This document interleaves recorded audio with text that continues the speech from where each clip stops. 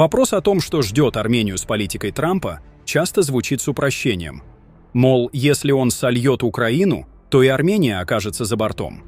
Но это поверхностный взгляд, не учитывающий геополитику региона. Армения и Украина – два совершенно разных кейса с разными стратегическими интересами для США.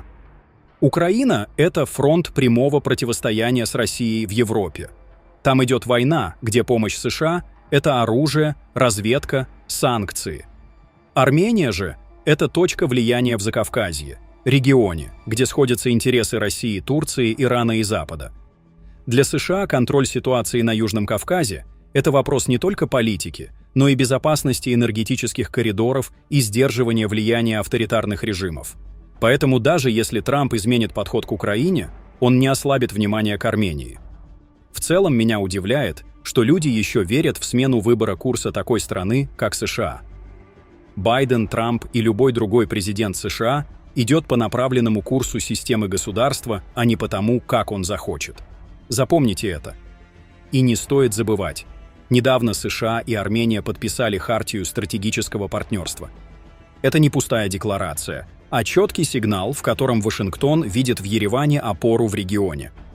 Трамп, как бизнесмен, мыслит прагматично. Если Армения укрепляет свою независимость от России, если она остается демократической страной, США будут продолжать инвестиции в это партнерство. Армения – это не просто еще одна страна. Это ключ к влиянию на весь регион, и Трамп прекрасно понимает это.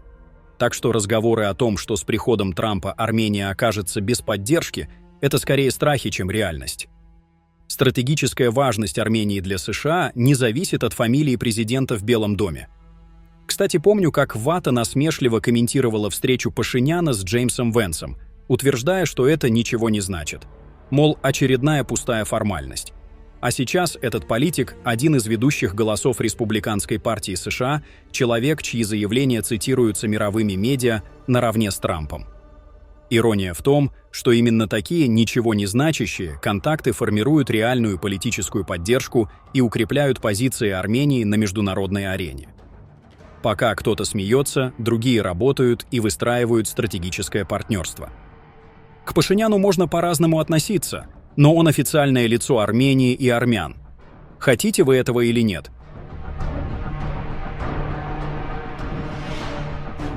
Весьма любопытные и изящные повороты способен обрести вопрос армян Арцаха в рамках предстоящей встречи Путина и Трампа. Для армянской диаспоры США Трамп, несомненно, предстает фигурой, призванной превзойти Байдена, с которым он пребывает в состоянии острого и непримиримого антагонизма. Байден, как известно, официально признал геноцид армян, и потому разрешение вопроса о возвращении Арцаха могло бы стать для Трампа не только своего рода козырем в этом соперничестве, но и деянием, равноценным по значимости, способным принести ему практическую выгоду и оставить след в анналах истории. Не вдаваясь в тонкости и подробности, стоит отметить, что Россия со своей стороны также не прочь восстановить утраченное доверие в глазах жителей Арцаха, представив это как триумф своего влияния. При этом обе державы, и США, и Россия, с явным удовольствием возложат ответственность за вывод миротворцев на плечи все того же Байдена. Здесь же президент Алиев с его злополучным самолетом упустил исключительно важный момент и попал в молоко, основательно подпортив медийное пространство и невольно предоставив России возможность с легкостью выстроить ответные маневры. Разумеется, при условии достижения консенсуса с американской стороной. Отметим, что недавно посол Республики Армения в США Лилит Макунц была на встрече в Пентагоне, в ходе которой обсуждались вопросы стратегического партнерства Еревана и Вашингтона, а также мирного процесса на Южном Кавказе. Об этом говорится в сообщении в микроблоге посла Армении в США в соцсети X. У меня была замечательная встреча в Пентагоне. Мы говорили о стратегическом партнерстве Армении и США и мирном процессе на Южном Кавказе.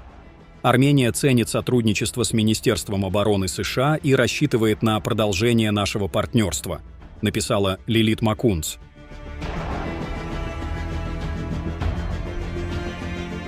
Президент Азербайджана Ильхам Алиев, кажется, обладает редким даром затевать авантюры, каждая из которых оставляет за собой цепочку проблем. Одна из первых таких историй – его затея с Францией. Казалось бы, можно было бы ожидать укрепления связей с этим важным игроком, однако вместо этого он умудрился испортить отношения не только с Парижем, но и с рядом других европейских стран. Конечно, это не единственная причина ухудшения отношений, но эта авантюра сыграла в этом немалую роль. Однако, пожалуй, самой большой ошибкой стало его чрезмерное увлечение американской политикой и ставка на администрацию Дональда Трампа. Алиев, видимо, полагал, что это должно улучшить положение Азербайджана. Однако реальность оказалась иной.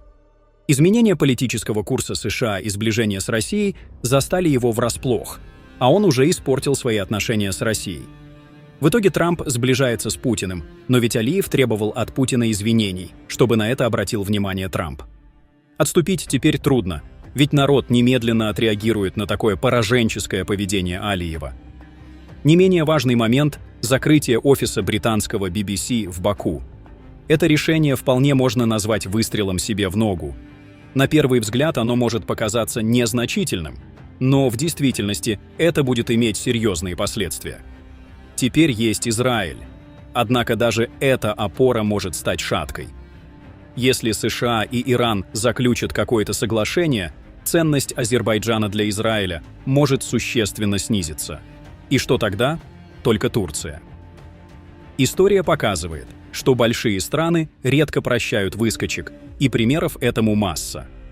Когда же речь идет сразу о нескольких крупных странах, вероятность бесславного финала увеличивается.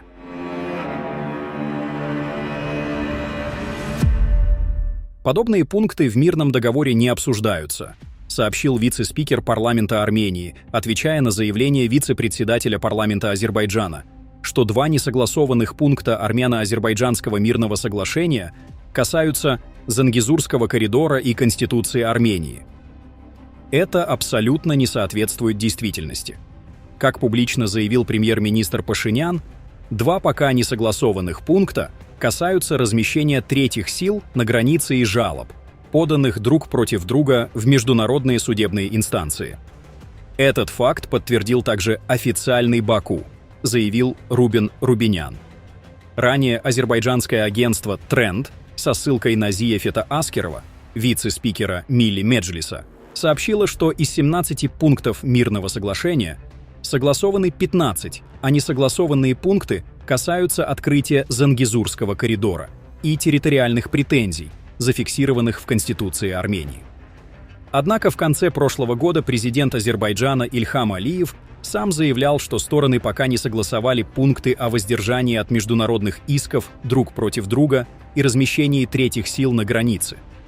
Летом 2024 года один из главных азербайджанских переговорщиков, посол по особым поручениям Эльчин Амирбеков, также утверждал, что Ереван и Баку договорились решать вопросы транспортных сообщений только после подписания мирного договора. Сам факт того, что алиевский режим требует взаимного отказа от поданных в международные суды исков, говорит о неуверенности, мягко говоря, широко шагающей диктатуры в своей правоте.